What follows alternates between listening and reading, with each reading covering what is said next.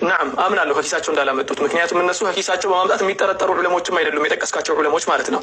ወላኪን ኢጅቲሃዳቸው እዚያ ጋር ነው ያደረሳቸው። የእነሱን ኢጅቲሃድ የመውሰድ ደግሞ ግዴታ ሸሪዓ ውስጥ የለብንም እኛ።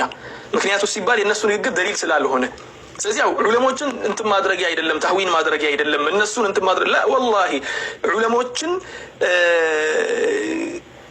ከኔ አሁን ከምከተለው መዝሀብ በላይ የሚያከብር ቦታ የሚሰጣቸው እነሱን የሚከተላለ ብዬ አላስብም፣ በጣም ስለምናከብራቸው። ስለዚህ ይሄን ያለው እነሱ ኢስቲንባጥን ነው ያስቀመጡልን ብለሃል። ናም ኢስቲንባጥን ካስቀመጡ ተንተርሰውት ያስቀመጡትን ማስረጃ ይስጡን ነው እያልኩ ያለሁት። ምን ማስረጃ ተንተርሰው ነው? ኢማሙ ሻፊዒ ለምሳሌ ያክል አሁን ቢድዓ እንዲህ ይከፈላል ሲሉ ምንን ተንተርሰው ነው? የቱ ጋ ነው እሳቸው ምሳሌ ያመጡት? ምሳሌ አምጥተዋል? አዎ አምጥተዋል ካልከኝ ምሳሌውን አምጣልኝና እናወራበታለን። በዚሁ አጋጣሚ ያው ስለ ኢማሙ ሻፊዒ የራሱ የሆነ ሙናቀሻ ስለሆነ ችግር የለውም፣ እሱ ሰዓት ይኖረናል፣ አብረን እናወራበታለን።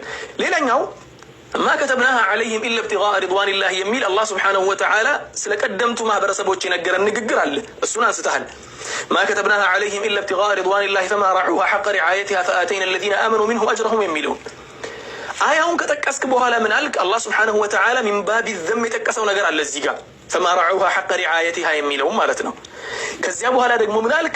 ሸርዑ መን ቀብለና ሸርዑን ለና ሐታ የእቲ ናሲኹን ፊ ሸርዒና። እንደዛ ነው አይደል ያለው የዑለሞች ሲጋ ይሄ ነው። ሸርዑ መን ቀብለና ከኛ በፊት የነበረው ነገር በተለይ ነብዩ ሰለላሁ ዐለይሂ ወሰለም ከነገሩ ወይ ደግሞ ቁርአን ከነገረንና ተውት ካላልን በግልጽ የኛ ሸርዕ ነው ያ ነገር እስካልተከለከልን ድረስ። እኔ ደግሞ እያልኩ ያለሁት አው አንተ ያልከው ትክክል ነው። ወላኪን አላህ በቁርአን ውስጥ የተናገረውን ንግግር ሰሓቦችና ታቢዖች ሲፈስሩት እንደከለከልን ነው የፈሰሩት። ቅድም አያቶችን አንስቻለሁ፣ የግድ መመለስ የለብኝም። ነቢዩ ሰለላሁ ዐለይሂ ወሰለም ደግሞ በማያሻማ መልኩ ግልጽ በሆነ መልኩ አንድ ሐዲስ አይደለም 5፣ 6፣ 7 ሐዲሶችን አምጥቻለሁ። በዚያ ንግግር ላይ በግልጽ አስቀምጠው ነብዩ ከልክለዋል። ስለዚህ ሸርዑን ለና እንዳይሆን ክልከላውን የከለከለው ማለት ነው። ሸርዑን ለና ይሆን ነበር እኮ ነብዩ ባይከለክሉን ኖሮ። ከኛ በፊት የነበሩ ሰዎች እኮ እንዲሁም ያጠፉትና ሃይማኖታቸውን ያበላሹበት ትልቁ ነገር ኢብቲዳዕ እኮ ነው። አዲስ ነገር ሁሉም እየመጣ አዲስ ነገር እየፈጠረ በስተመጨረሻ ሃይማኖታቸው ሌላ ነገር ሆነ ማለት ነው። አንዱን አምላክ አባዝተው 3 አረጉት። ያ ነገር በኢስላም እንዳይፈጠር ነው ነብዩ ሰለላሁ ዐለይሂ ወሰለም ቢድዓን ተጠንቀቁ፣ ቢድዓን ተከልከሉ፣ ከቢድዓ ራቁ ሲሉ የነበረው። ከዚህ አለፍ ስንል መን አሕደተ ፊ አምሪና ሃዛ ማ ለይሰ ሚንሁ የሚለውን ብለሃል። ሲጀምር እኔ ሐዲሱን አልጠቀስኩትም፣ ልጠቅሰው ነበር ግን ጊዜው አልበቃኝም እንጂ መን አሕደተ ፊ አምሪና ሃዛ ማ ለይሰ ሚንሁ ፈሁወ ረዱን የሚለውን ደግሞ ብዙ ዑለሞች ሸርሕ አድርገውታል። መርዱዱን ዐለይሂ ማለት ነው። መን አሕደተ ፊ አምሪና አዲስ ነገርን የፈጠረ አዲስ መጤ ነገር ያመጣ ሰው በእኛ ነገር ውስጥ ወይ ደግሞ በዲናችን ውስጥ ማለይሰ ሚንሁ ዲኑ ውስጥ የሌለን ነገር ፈሁወ ረዱን፣ ያ ነገር ወደሱ ተመላሽ ነው የሚሆነው። አላህ ፊትም አይመነዳበትም፣ እንዲህ ይጠየቅበታል ማለት ነው። እሺ ይሄንን ሐዲስ በምንድን ነው የምንረዳው? ይሄንን ሐዲስ በእኔ አረዳድ ወይ ደግሞ በወንድማችን አደም አረዳድ ብቻ ሳይሆን ሐዲስን ሐዲስ ሲፈስረው ይጣፍጣል። ሐዲስ በሐዲስ ሲፈሰር ይጣፍጣል። ትልቁ ሐዲስን መፈሰሪያ መንገድ መተርጎሚያ መንገድ ሐዲስን በሐዲስ መተርጎም ነው። በሌላ ሐዲስ ደግሞ እናታችን ዓኢሻ ራሷ የዚሁ ሐዲስ ዘጋቢ የነበረችው እናታችን ዓኢሻ ሰሒሕ ሙስሊም ላይ ደግሞ መን ዐሚለ ዐመለን ለይሰ ዐለይሂ አምሩና አለች። አለቀ ኸላስ። መን ዐሚለ ዐመለን የሆነን ተግባር የሆነን ስራ የሰራ ሰው ለይሰ ዐለይሂ አምሩና የእኛ ትእዛዝ የሌለበትን ነገር የሰራ ሰው ፈሁወ ዐለይሂ ረዱን ወደ እሱ ተመላሽ ይሆናል። ረድ መሆኑ ሁለቱም አንድ ሼር ያደርጉታል።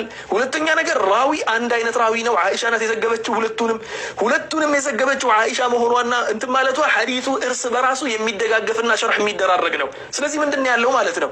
መን ዐሚለ ዐመለን ለይሰ ዐለይሂ አምሩና የሆነን ፊ አምሪና የሚለውን ዐመለን የሚለውን ለይሰ ዐለይሂ አምሩና የሚለው ይተሳሰራል ማለት ነው። አምራችን ውስጥ ዲን እስላማችን ውስጥ የነብዩ ሰለላሁ ዐለይሂ ወሰለም ትእዛዝ የሌለበትን የቁርአን ትእዛዝ የሌለበትን ነገር የሰራ ሰው ፈሁወ ዐለይሂ ረዱን ነው። ከሁለቱ ሐዲስ ጨምቀን የምናወጣው ነገር ይሄ ሐዲስ ራሱን በሐዲስ ሸርሕ ሲያደርግ ነው። ሌላኛው ነገር ደግሞ መን ሰነ ፊል ኢስላሚ ሱነተን ሐሰነተን የሚል ነገር ወንድማችን አደም አንስቶልኛል። ይሄንን ሐዲስ በብዙ ወንድማችን አደም አንድ ቀድሞ ያነሳው ነገር አለ። እሱ ምንድነው? ሰበብ አለው ልትለኝ ትችላለህ። ናም ሰበብ አለው። በፊት እኮ ይህ ነገር መንሰነ ፊል ኢስላሚ ሱነተን ሐሰነተን የሚለውን ወንድሞቻችን ሲጠቅሱልን አንድም ሰበቡን የሚጠቅሱ አልነበረም። የተቆረጠውን ሐዲስ ብቻ ነበር የሚያመጡት። ከዚያ በኋላ ግን ሰበቡ እየተገለጠ መጥቶ በሐዲሱ ኪታብ ውስጥም አለ ሲነገር፣ አው ሰበቡ ኻስ መሆኑ ለፍዙ ዓም መሆኑን አይገድበውም የሚል ነገር አመጡ። ነዓም አይገድበውም እናውቃለን። ወላኪን ሐዲሱን ራሱ ሸርሕ የሚያደርግ ሌላ ሐዲስ አለ። እንተህ አልአምር ሐዲሱን ሸርሕ የሚያደርግ ሸርሕ ሱና ሊልበገዊ ሸርሕ ሱና ሊልበገዊ አንደኛው ሙጀለድ 232ኛው ገጽ ላይ ሄደክ ብትመለከት ሰሚዕቱ ረሱለላሂ ሰለላሁ ዐለይሂ ወሰለም አለ። ምን አለ? የቁሉ መን አሕያ ሱነተን ሚን ሱነቲ ቀድ ኡሚተት ባዕዲ። ምክንያቱም የሚናገሩትም ምንዳ የተናገሩበትም ዘዬ በአጠቃላይ አንድ አይነት ነው። መን አሕያ ሱነተን ሚን ሱነቲ ቀድ ኡሚተት ባዕዲ፣ ከኔ ኋላ የሞተችን የኔን ሱና እኔ ስራ የነበረውን ሱና የሞተችን ያኖረ ሰው ምን ሆነ? ፈኢነ ለሁ ሚነል አጅሪ ሚስሉ መን ዐሚለ ቢሃ ሚነ ናሲ፣ ሌሎች ሰዎች ከሱ ኋላ የሰሩትን በአጠቃላይ አጅሩን ምንዳውን ያገኝበታል አሉ ሰለላሁ ዐለይሂ ወሰለም። ልክ የመጀመሪያው ንግግር ላይ መን ሰነ ሱነተን ሐሰነተን እንዳሉ። ከዚያ ደግሞ ወደ ሐዲሱ እንመለሳለን። ወደ ሐዲሱ ተመለሰን ሲቹዌሽኑን ስንመለከት ይሄኛው ሐዲስ ሲጨመርበት ሲቹዌሽኑ ምን አይነት ነበር? እስቲ ማህበረሰቡ በደንብ እንዲረዳ በደንብ አድርጋችሁ ስሙኝ። ነብዩ ሰለላሁ ዐለይሂ ወሰለም ሰሐቦች መሃል ቁጭ ብለው ነበር። እሳቸው ቁጭ ባሉበት የሆኑ ሰዎች ድህነት ወይ ደግሞ ረሃብ ፊታቸው ላይ የሚነበብ ሰዎች መጥተው ነብዩ ላይ ገቡ። ነብዩ እነሱን ሲመለከቱ ሰሐቦች ላይ ተነስተው የሰደቃን ፈድል መናገር ጀመሩ። ሰደቃ መስጠት እንዲህ ነው፣ ሰደቃ መስጠት እንዲህ ነው። ምክንያቱም ለሰዎቹ እንዲመጸወት ስለፈለጉ። ከዚያ እዚያ ቦታ የነበሩ ሰሐቦች ቁጭ ብለው ይመለከቱ ነበር። የሆነ ሰሐቢይ ደግሞ ነብዩ ሰለላሁ ዐለይሂ ወሰለም ይሄን ነገር መፈለጋቸውና እንዲመጸወትላቸው መፈለጋቸው ሲገባው ተነሳና በጣም የሚከብድን ንብረት አምጥቶ ሰጣቸው። በጣም ከባድ የሆነ ለእጁ ሁላ የከበደውን ነገር አምጥቶ ሰጣቸው።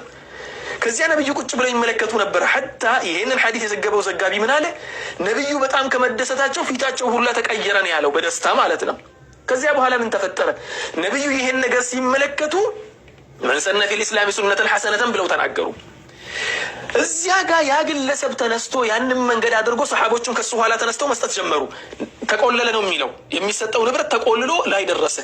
ከዚያ ነብዩ የዚህን ግለሰብ ተግባር ሲመለከቱ ነው ያን የተናገሩት። ሰበብ ደግሞ ሐዲስ ሸርሕ ከሚደረግበት መንገድ ትልቁ አንዱ ሰበብ ነው። የሐዲሱ ሰበብ ማለት ነው። ሐዲሱ የመጣበት ሰበብ ሐዲሱን ሸርሕ ከሚያደርጉና እንድንረዳው ከሚጠቅሙን ነገሮች አንዱ ነው። ስለዚህ ሐዲሱን ሸርሕ የሚያደርግልን አንደኛው ሰበቡ ነው። ሰበቡ የተሰጠበት ነው። ያ ብቻ አይደለም። ነብዩ ደግሞ ያንን ነገር መመልከታቸውን፣ ፊታቸው ላይ የሚነበበውን ነገር ሲቹዌሽኑን በአጠቃላይ ሰሐቢዩ መግለጹ ሸርሕ ያደርግልናል። አለቀ። ከዚያ በኋላ ደግሞ ሌላ ሁለተኛው ሐዲስ ደግሞ ሸርሕ ሱነት ሊልበገዊ ላይ የመጣው መን አሕያን ያሉት ያኖረ፣ የሞተችን ሱና ያኖረ። እዚህ ጋር ሰሐቢዩ ምንድን ነው ያደረገው? አዲስ ነገር ነው እንደ የፈጠረው? ሰደቃ መስጠት በእስላም ውስጥ አልነበረም? ነብዩ አልጠሩበትም? ላ አዘው ነበር። እዚያ ጋር ቆመው ሰሃቦችን አነሳስተው ነበር። እሳቸው ያነሳሱበትን ሱና ነው ያደረገው። ስለዚህ ይሄኛው በዚህ ይሞታል ማለት ነው። አንደኛ ሰበቡ ንዙሉ፣ ሁለተኛ ደግሞ ሰሃቢው የገለጸው ነገር በአጠቃላይ ሄዶ እሱ ሸርሕ ማድረጉ፣ ሶስተኛው ነገር ደግሞ እዚህ ጋር ሸርሕ የሚያደርገው ሌላ ሐዲስ አለ።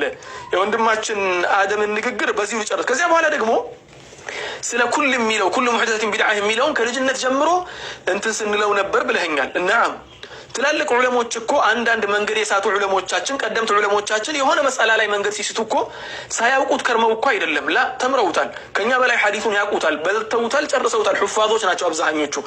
ወላኪን ያንን ነገር የሚረዱበት መንገድ ትክክል ያልሆነ መንገድ ሊሆን ይችላል ነው ጉዳዩ።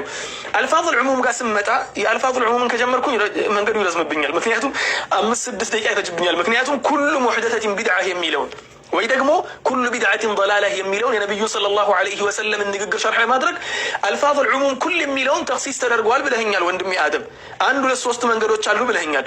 እስቲ ተኽሲስ የተደረገበትን መንገድ አስረዳኝ። ምክንያቱም ተኽሲስ በሁለት ነው የሚከፈለው። አንደኛው ተኽሲሱ ሙተሲል ነው፣ ሙኸሲሱ ሙተሲል የሚባል። ሁለተኛው ደግሞ ሙኸሲሱ ሙንፈሲል የሚባል ነው። ሙኸሲሱ ሙተሲል የሚባለው በራሱ ወደ 5 አካባቢ ነው የሚከፈለው። ሙኸሲሱ ሙንፈሲል የሚባለው ደግሞ ተቅሪበን ወደ 7 አካባቢ ነው የሚሄደው። እስቲ ከነኚህ 12ቱ ሙኸሲሶች መካከል ሙኸሲሱ ሙተሲሉ ነው ወይስ ሙኸሲሱ ሙንፈሲል ነው? ሙኸሲሱ ሙተሲል ካልከኝ ኩሉ ቢድዓቲን ضላላህ የሚል ሐዲስ ላይ አንዳችም ተኽሲስ የሚያደርግ ነገር የለም ሐዲሱ ላይ። ሙኸሲሱን ሙንፈሲል ነው ካልከኝ ደግሞ ሙኸሲሱን ሙንፈሲል ሊያሟላ የሚገባው ትላልቅ መስፈርቶች አሉት። ሰዋአን በነስኽ በኩል ብትመጣ በምን በኩል ብትመጣ ሙኸሲሱን ሙተሲል አሁን ለምሳሌ ኢስቲትና የሚባል ነው። ሙኸሲስ ማለት አረብኛ ብቻ አደረኩባቸው ይቅርታ። ሙኸሲስ ብሎ ማለት ነጣይ ማለት ነው። የሆነ ነገር በጅምላ ይነገራል። ኩሉ ቢድዓቲን ይባላል፣ ሁሉም ቢድዓ። ከዚያ በኋላ ወንድሜ አደም ደግሞ እያለኝ ያለው የተነጠለ ነገር አለ እያለኝ ነው።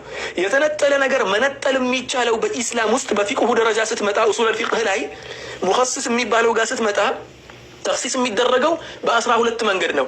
5ቱ ተቀጥያ የሚባል ተክሲስ ነው። ተግባባን። 5ቱ ተቀጥያ ነው። ለምሳሌ እንደነ ኢስቲስና እንደነ ሸርጥና መሰል ነገሮች ተቀጥያ የሚባለው ነው። ማለትም በአንድ ነስ ውስጥ አንድ ደቂቃ ብቻ እንደቀረኝ አውቃለሁ። አብሽር። ተክሲስ ውስጥ ምን ይደረጋል መሰላችሁ? 5ቱ ተቀጥያ ነው የሚሆነው። ተቀጥያ ማለት በአንድ ነስ ውስጥ ሐዲሱ ኩሉ ቢድዓቲን ضላለ ካለ በኋላ ኢላ ምናምን ብሎ የሚያመጣ ኢስቲስና ወይ ደግሞ ሐታ ብሎ በሸርጥ በኩል ካመጣ በእንዲህ አይነት በኩል ማምጣት አለበት። ወይ ደግሞ ሙንፈሲል የሚል ከሆነ ደግሞ በ7 መንገዶች ነው።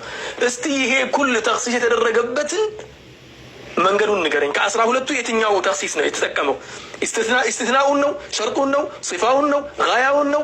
በደሉል ባዕድ የሚለውን ነው? የትኛውን ነው የተጠቀመው ከኢስቲስና ውስጥ? እነኚህ በነገራችን ላይ ተቀጥያ ናቸው። ሌሎቹ ደግሞ የሚነጠሉት እንደነ ነስኽና መሰሎቹ ናቸው።